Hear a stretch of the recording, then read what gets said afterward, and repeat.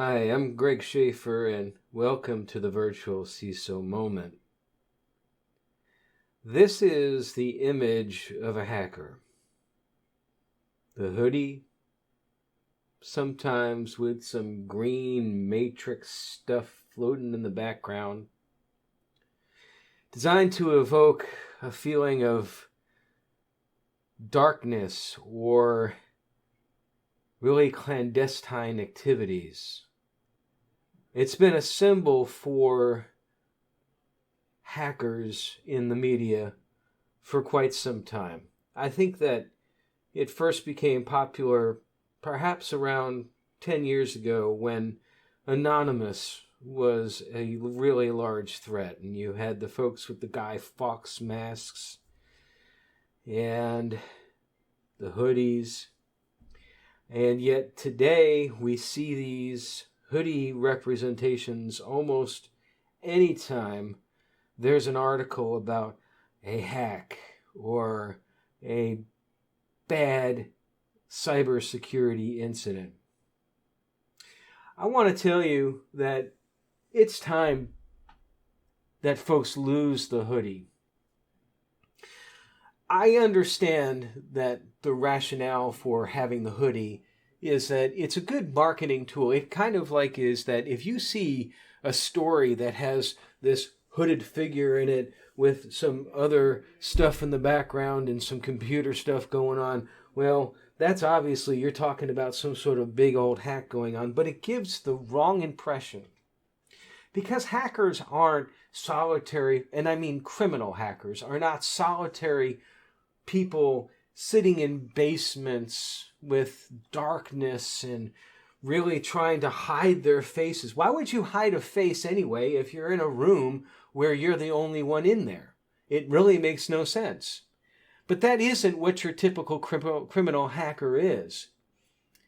Hacking today, from a criminal standpoint, is a business. Your typical hacker who is trying to get into your network is one who is probably in an office, maybe somewhat like this, with some more lights on and, maybe not wearing necessarily hoodies, or maybe wearing hoodies, but it's an office, and it's an office environment, and there's a lot of times that there's benefits, just like a regular job. There's time off. You have vacation time. The point is that it's got the backing of a real business, as opposed to this idea of someone sitting alone in a room dark with just a laptop illuminating their face. I've kind of gotten on a real soapbox about this over the past 6 months, seeing these articles on LinkedIn or in the press. In fact, my only 2020 resolution, and I don't really do resolutions, but I resolved that for 2020 and beyond, I was not going to click on another article with a hoodie representation, because the hoodie representation must die.